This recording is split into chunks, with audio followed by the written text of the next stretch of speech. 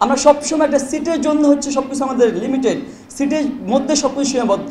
একটা সিট পাবো কি পাবো না সেটার উপর আমরা অবস্থান ডিপেন্ড করে, আমরা সব কিছু একদম মুখ বুঝে সহ্য করে যাই। আমরা আসলে কী শিখতেছি দিন শেষে? আমরা অনেক কিছু কঠোর নিয়ম নীতি দেখাই, কিন্তু কাজের কাজ আমরা আসলে কি হয়? যখনই এই শিক্ষকরা যা দলীয় রাজনীতির এজেন্ডা বাস্তবায়নে ব্যস্ত থাকেন, তখনই আমাদের যে স্বপ্ন, যে আকাঙ্ক্ষা, সেটা বুলণ্ডিত হয়। স্মরণ করতে চাই জুলাই বিপ্লবের সেই আমার সহযোদ্ধাদেরকে, যারা নিজের বুকে তাজা রক্ত ঢেলে দিয়ে আমাদেরকে এখানে বসার সুযোগ করে দিয়েছে, একটা বাংলাদেশ উপহার দিয়েছে। আসলে এতক্ষণ অনেক পলিসি ডিসকাশন হয়েছে। আমি একটু নিজের ব্যক্তিগত অভিজ্ঞতায় কথাই বলি। আমি অতীতটা একটু স্মরণ করে দিতে চাই, যেন আগামী দিনে আমরা কাজ করতে পারি। দেখেন, আমার সামনে এক ঝাঁক তরুণ বসে আছেন, স্বপ্নবাজ তরুণ, যারা অনেক বড় স্বপ্ন নিয়ে ঢাকা বিশ্ববিদ্যালয়ে এসেছিলেন, কিন্তু বিনিময়ে আমরা কী পেয়েছি? শুধু হতাশা আর হতাশা। একটা অজপড়া গায়ে থেকে যখন আলাভোলা একটা মেধাবী শিক্ষার্থী ঢাকা বিশ্ববিদ্যালয়ে আসে, সে ঢাকা বিশ্ববিদ্যালয়ে আসার পর 2 থেকে 3 মাস পরে যারা হলে উঠে, তারা ভিন্ন রূপ হয়ে যায়, একটা চেঞ্জ চলেছে তার মধ্যে। আমি সবসময় একটা কথা আমি চিন্তা করতাম যে ঢাকা বিশ্ববিদ্যালয়ে যারা আসে তারা বেশিরভাগ হচ্ছে নিম্ন মধ্যবিত্ত ফ্যামিলি থেকে উঠে আসা শিক্ষার্থী। আমি চিন্তা করতাম যে আসলে আমার অপরাধটা কোথায়? আমি কি আমার দারিদ্রতা আমার অপরাধ, নাকি ঢাকা বিশ্ববিদ্যালয়ে ভর্তি হওয়াটা আমার অপরাধ? আমি সবসময় যে যারা ঢাকা বিশ্ববিদ্যালয়ে ভর্তি হয়, সবসময় সিটের জন্য হচ্ছে নিজের যে স্বকীয়তা আছে, নিজের যে মেরুদণ্ড আছে, সব কিছু একদম বিকিয়ে দিতে হয়। ঢাকা বিশ্ববিদ্যালয় যখন আসে, তখন হচ্ছে তার একটা সিটের জন্য রাত দিন গণরুম, গেস্ট রুমের যে অপসংস্কৃতি, সেটার মধ্য দিয়ে তাকে যেতে হয়। আমি শুরুতে একটা কথা বলেছিলাম যে আমরা একটা আলাপোলা শিক্ষার্থী ঢাকা বিশ্ববিদ্যালয়ে আসে, কিন্তু সেই যে অপসংস্কৃতি, যে কালচার, সেটা তাকে ভিন্ন দিকে ডাইভার্ট করে। আমরা যখন আসি তখন হচ্ছে কি আমাদের একটা গণরুমে দাম্পিক জায়গাতে হলেছিলাম, সেখানে হচ্ছে প্রায় 200 শিক্ষার্থী একসাথে থাকতে হয়েছে। রাতের বেলা যখন নাকি রাতের বেলা থাকতেছি, দিনের বেলা হচ্ছে দিনে 2 থেকে 3টা করে প্রোগ্রাম করতে হয়। রাতের বেলা আমাদেরকে হল থেকে বের করে দেওয়া হয় যে তুমি ঘুরে আসো। আমি দেখেছি হচ্ছে কি শুরুর দিক থেকে যে আমার বন্ধুবান্ধব অনেকে বলাবলি করতেছে যে অনেক মেধাবী শিক্ষার্থী, কিন্তু রাতের বেলা হচ্ছে ট্রাক নিয়ে ঘুরতে চায়। তো তখন থেকে হচ্ছে কি আমাদের বের করে দেওয়া হয় যে তুমি 3টা আগে হলে ফিরতে পারবে না, হলে ফিরলে হচ্ছে তোমাকে হল থেকে বের করে দেওয়া হবে। তো আমরা হচ্ছে কি এই যে 12টা পর্যন্ত গেস্ট রুম করানো হয়, তারপর আপনারা সবাই জানেন এসব কাহিনী। আবার আমরা হচ্ছে কি রাত 3 থেকে 4টা পর্যন্ত আমরা কি ট্রাক নিয়ে ঘুরাঘুরি করি। এই যে ট্রাক, আমাদের বলা হয় ট্রাকে ভাড়া দেওয়ার দরকার নেই, এটা তোমার অধিকার। আমাদের তখন একটা কি আমাদের শিক্ষা দেওয়া হয় এটাকে, আমাদেরকে প্রথম থেকে এসেই বলা হয় যে ফার্স্ট ইয়ারে 7 খুন মাফ। শুধু একটা কথা, তোমরা একটু 2টা দিকে এড়িয়ে চলবে, নারী এবং সাংবাদিক। এই দুটো হলে আমরা যারা সিনিয়র বাইরে আছে তারা বাঁচাতে পারবো না, আর সব দিকে আমরা ট্যাকেল দিয়ে দেবো। তো একটা বিষয় দেখেন, তো আমাদেরকে যখন একটা পাওয়ার দেওয়া হয়, একই সাথে হচ্ছে আমাদের বিভিন্ন অপসংস্কৃতি আমাদের দাবিত করা হয়। এই যে শিক্ষার্থী যাদেরকে বের করে দেওয়া হয় রাতের বেলা তোমরা ঘুরে আসো, তারা কি হচ্ছে বিভিন্ন অপকর্মের সাথে জড়িত হয়। যারা হচ্ছে এই যে 3 মাস আগেও একটা আলাপোলা শিক্ষার্থী ছিল, একটা মেধাবী শিক্ষার্থী ছিল, সে হচ্ছে মাদকে জড়িত হয়। সে চাঁদাবাজি বলেন, এই যে ক্যাম্পাসে চাঁদাবাজ, মাদক, সন্ত্রাসের একটা শীর্ষ সন্ত্রাসী সে রূপান্তরিত হয়। এই যে সংস্কৃতি, এই যে পরিবর্তন, সেটা একটা অপসংস্কৃত অংশ, সেটা অপরাজনীতির অংশ। আমরা দেখেছি এই যে বিশ্ববিদ্যালয় ক্যাম্পাসগুলোতে যে অপরাজনীতি, যে লেজুর ভিত্তিক যে ছাত্র রাজনীতি কায়েম হচ্ছে, সেটার একটা ফসল। আমরা দেখেছি যে লেজুর ভিত্তিক ছাত্র সংগঠনগুলোর যে ছাত্র নেতারা, তারা বেশিরভাগ হচ্ছে অছাত্র হয়। তো যারা অছাত্র, তারা কখনোই ছাত্রদের যে স্বার্থ নিয়ে কখনো কথা বলবে না। তার একমাত্র উদ্দেশ্য থাকে হচ্ছে তার দলীয় এজেন্ডা সার্ভ করা। সে এখানে এসে হচ্ছে দল কি বলে, দলের যা বলে সেটার পক্ষে কথা বলা, যে সাধারণ শিক্ষার যে ফার্স্ট বোঝা, তার সেই সময়, মানসিকতা কিংবা সদিচ্ছা তার নেই। তো সেই জায়গা থেকে আমরা বলতে চাই। তো আমি শুধুমাত্র একটা কথা স্মরণ করে দিচ্ছি যে ঢাকা বিশ্ববিদ্যালয়ের যে শিক্ষার্থীরা আসেন, যে স্বপ্ন নিয়ে আসে, সেই স্বপ্ন তারা বলুণ্ঠিত হয়। একটু স্মরণ করে দিতে চাই। দেখেন, তো আমরা যখন ঢাকা বিশ্ববিদ্যালয়ে আসে, আমাদের যে শিক্ষার পরিবেশের কথা বলি, হলে আবাসন সংকটের কথা বলি, আমরা একটা কথা বলি। দেখেন, এই যে আবাসন সংকটটাকে আমরা বলি কৃত্রিম সংকট।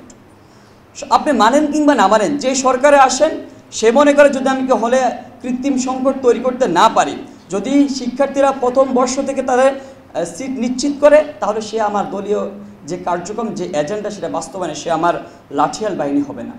সে ইচ্ছাকৃতভাবেই হচ্ছে এই যে কৃত্রিম সংকট তৈরি করে। আমরা দেখেন কর্মচারীদের জন্য আমাদের হচ্ছে গিয়ে বিভিন্ন বিশাল বিশাল আবাসন হয়, শিক্ষকদের জন্য আলিশান বাড়ি হয়, গাড়ি হয়, কিন্তু সে ছাত্রছাত্রীর জন্য কেন হয় না? এটা হচ্ছে আপনার প্ল্যানের একটা অংশ। আমরা বলি দেখেন, আর একটা হতাশার বিষয় বলে দেখেন, এই যে আমাদের অভিভাবক যারা আমাদের দায়িত্বে থাকার কথা, সেই অভিভাবকরা আমাদের দায়িত্বে না থেকে আমাদের অভিভাবকের ভূমিকা পালন না করে তারা হচ্ছে যে সরকারের স্বৈরাচার কিংবা যেটার কথা বলেন তাদের পাহারাদার কিংবা লাঠিয়াল বাহিনীতে কখনো কখনো রূপান্তরিত হয়। যখনই এই শিক্ষকরা যা দলীয় রাজনীতির এজেন্ডা বাস্তবায়নে ব্যস্ত থাকেন তখনই আমাদের যে স্বপ্ন যে আকাঙ্ক্ষা সেটা বুলণ্ডিত হয়। আমরা বলতে ছাত্র রাজনীতি কেমন হবে? আমরা চাই যে বিশ্ববিদ্যালয়ের ছাত্র রাজনীতি করা মানুষের একটা সাংবিধানিক অধিকার, কিন্তু হলের মধ্যে যে দখলদারিত্বের যে রাজনীতির যে অপসংস্কৃতির যে দলীয় রাজনীতি বাস্তবায়ন করার জন্য যে গণরুম যে গেস্ট রুম কালচার সেই ক্যাম্পাসগুলোতে যদিও আপনারা ছাত্ররাজনীতি থাকতে পারে, কিন্তু হলগুলোতে সেই দখলদারিত্বের রাজনীতি থাকবে না, সে লেজুর ভিত্তিক ছাত্র রাজনীতি ক্যাম্পাসে থাকবে না। আমরা একই সাথে চাই শিক্ষক রাজনীতিও যে দলান্ধ যে শিক্ষক রাজনীতি সেটাও ক্যাম্পাসে থাকবে না। তো আমি যখন নাকি বিশ্ববিদ্যালয়ে চান্স পাই তো আমি ওই যে ফেস লিপের মধ্যে দেখতে পাই কি বিজয় একাত্তর হল, আমি খুশি লাভ দিয়ে উঠি খুশিতে, কিন্তু দুর্ভাগ্যজনক সত্যি আমি সেখানে হলে থাকতে পারিনি। আমি হচ্ছে 1 থেকে 1.5 মাস থাকি, কিন্তু হচ্ছে গিয়ে কি আবরা পাহাড় যেদিন মারা যায় সেদিন আমি একটা ফেসবুকে কমেন্ট করি, সেই কমেন্টের ভিত্তিতে হচ্ছে আমার যে হল ক্যান্ডিডেট সে আমাদের হল থেকে বের করে দেয়। ওই যে আমি পড়তেছি শিক্ষকরা পড়ে যাচ্ছে, একই সাথে দেখতেছি যে একই যে স্যার যে ড্রাফটটা দিয়েছে সেটা এক যে বানান ভুল, আমি আমার সিনিয়রদের শুনছি স্যার বলছে যে কি এখানে বানানটা ভুল আছে, একই সাথে 3 থেকে 4 বছর বলতেছে যে এখানে এই বানানটা ভুল, তোমরা কারেকশন করে নিও।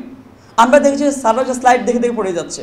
এখন আমাদের দিকটা বলেন যে আমরা যে স্যাররা পড়ে যাচ্ছি কিংবা আমরা পড়ে যাচ্ছি, ওই যে শুরুতে একটা কথা বলেছি আমরা হতাশ হয়েছি, একটা স্বপ্ন নিয়ে এসেছি, সেই স্বপ্নটা বাস্তবায়িত হয়ে নেই, আমরা সেটা সম্পূর্ণ একটা ভিন্ন পরিস্থিতি দেখেছি, ভিন্ন পরিবেশের মাধ্যমে আমাদের বড় হতে হয়েছে। এই যে অপসংস্কৃতির কথা বলেন কিংবা হচ্ছে গিয়ে কি বিশৃঙ্খলার কথা বলেন, সেটার বিরুদ্ধে হচ্ছে বিভিন্ন সময় বিভিন্ন জন কথা বলেছে। আমরা যারা কথা বলেছি, আমি একটু সত্যি কথা বলি, দেখেন আমার বাবা হচ্ছে একজন সিকিউরিটি গার্ড। ওই যে বললাম আমরা যে দারিদ্র কি আমার দারিদ্রতা আমাদের অপরাধ কি না, আমরা সবসময় একটা সিটের জন্য হচ্ছে সব কিছু আমাদের লিমিটেড, সিটের মধ্যে সব কিছু সীমাবদ্ধ, একটা সিট পাবো কি পাবো না সেটার উপর আমরা অবস্থান ডিপেন্ড করে আমরা সব কিছু একদম মুখ বুঝে সহ্য করে যাই, যে না একটা চাকরি পেলে হচ্ছে আমরা সব কিছু ভুলে যাব। কিন্তু আমি দেখছি বিগত সময় সে চাকরিটা আমরা হারাতে হয়েছে, যার জন্য এত রক্ত এত কিছু। তো আমরা যখন বলি দেখেন আমার বাবা হচ্ছে একজন সিকিউরিটি গার্ড, তো তিনি মাসে 10,000 টাকা বেতন চাকরি করেন, সে জায়গা থেকে আমার খুবই একটা স্ট্রাগল ছিল যে আমি যদি ফার্স্ট ইয়ারে হল ছেড়ে দিই সেক্ষেত্রে আমি থাকবো কীভাবে, খাবো কীভাবে। তো আমাকে সবসময় যখন আমাকে ফার্স্ট ইয়ার হল থেকে বের করে দেওয়া হলো, পর আবার আমার সাথে যখন আমি বের হওয়ার পর হচ্ছে আমি যে এই যে অপসংস্কৃতি অনিয়ম অবিচারের বিরুদ্ধে আমি লেখালেখি কিংবা মাঠের অ্যাক্টিভিটি শুরু করি। তো আমাকে ছাত্রদের পক্ষ থেকে বারবার হচ্ছে কি বিভিন্ন হুমকি দামকি দেওয়া হয়, পরবর্তীতে আমাকে ওঠার জন্য বারবার আমাকে ডাকা হয় যে তুমি উঠো, কিন্তু তুমি হচ্ছে গিয়ে কেসো আমাদের বিরুদ্ধে লেখালেখি করতে পারবে না। তো তখন আমার মধ্যে দুটো বিষয় প্রতিবাদ, যে একটা হচ্ছে গিয়ে কি যে আমার হচ্ছে টাকা পয়সা নেই, এখন বাবার পক্ষ থেকে সে সাপোর্টটা নাই, আর একটা বিষয় হচ্ছে কি আমি আবার মেরুদণ্ড বিক্রি দিতে পারবো না। তো ফার্স্টে আমার বন্ধুরা এখানে বসে তারা জানে আমার পরিস্থিতি কেমন ছিল। তখন আবার একটা বিষয় আমি কোনো টিউশন পেতাম না, যে সমাজ কল্যাণ পরে টিউশন দেবে কে। তো সেই জায়গা থেকে তো আমি এই যে আমাদের সবসময় হচ্ছে কি এই বিষয়টা আমাদের মধ্যে আসে যে আমি বাইরে থাকার মতো কোনো ক্যাপাবিলিটি আমার নাই, ক্যাপাসিটি নাই, সেই জায়গা থেকে হলে থাকতেছি, বাধ্য হয়ে থাকতেছি, যা কিছু সব কিছু মেনে নিচ্ছি, সেই জায়গায় দেখেন। তো আমরা দীর্ঘ সময় চেষ্টা করেছি এই যে অন্যায় অবিচারের বিরুদ্ধে কথা বলতে। আবরা ফাহাদের 3য় শারদবার্ষিকীতে আমরা একটা প্রোগ্রাম দিই, সেখান থেকে হচ্ছে আমাদেরকে ছাত্রলীগ মেরে আমাদেরকে থানায় দিয়ে দেয়। সেই জায়গা থেকে আমি তখন জেলে যাই, জেলে গিয়ে 1 মাস থাকি। তো আমি একটা এই কথা একটু জন্য বলছি, দেখেন আমাদের বিশ্ববিদ্যালয় স্যাররা অনেক রকম পলিসি ডায়ালগের কথা বললেন, সব কিছু কথা বললেন, কিন্তু একটু মানবিক হওয়া দরকার। আমি যখন জেলে যাই তখন হচ্ছে গিয়ে কি জেলে তো থাকছি, কিন্তু জেল থেকে যখন বের হই তখন আমাকে পরীক্ষা দিতে দেওয়া হয়নি। কেন দেওয়া নাই? যে আমার ক্লাস নাই। আমি তখন শিক্ষকদের কাছে বারবার ঘুরছি, যে ওই যে স্যার বললো যে আপনি রেজিস্টার বিল্ডিংয়ে আসেন, রেজিস্টার বিল্ডিংয়ে আসে বলে যে লাঞ্চের পরে আসেন। এইভাবে আমি শিক্ষকদের মানে একবার ডিন অফিসে যাচ্ছি, একবার এখানে যাচ্ছি, আমাকে বলা হচ্ছে আপনি ক্লাস করতে পারেন না। বললাম যে আমি তো একটা নিজের কারণে জেলে যাই না, অন্য মানে এখানে আমাকে জেলে বাধ্য করে পাঠানো হয়েছে, আমি অন্যায় শিকার। সেই জায়গাতে বলছে আপনি ক্লাস করেন না, আপনাকে পরীক্ষা দিতে পারবেন না, যার কারণে আমার 1 বছর গ্যাপ গেছে। এটা হচ্ছে তাহলে আমি বলতেছি যে আমরা আসলে কী শিখতেছি দিন শেষে, আমরা অনেক কিছু কঠোর নিয়ম নীতি দেখাই, কিন্তু কাজের কাজ আমরা আসলে কী হয়।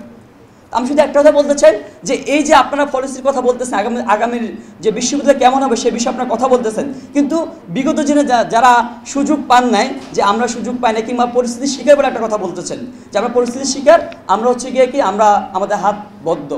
কিন্তু আমরা এখন বলতে চাই আপনাদের এখন সেই সুযোগ হয়েছে, আমাদের ভাইয়েরা আমাদের বোনেরা তাদের জীবনের বিনিময় আপনাদেরকে সেই সুযোগ করে দিয়েছে।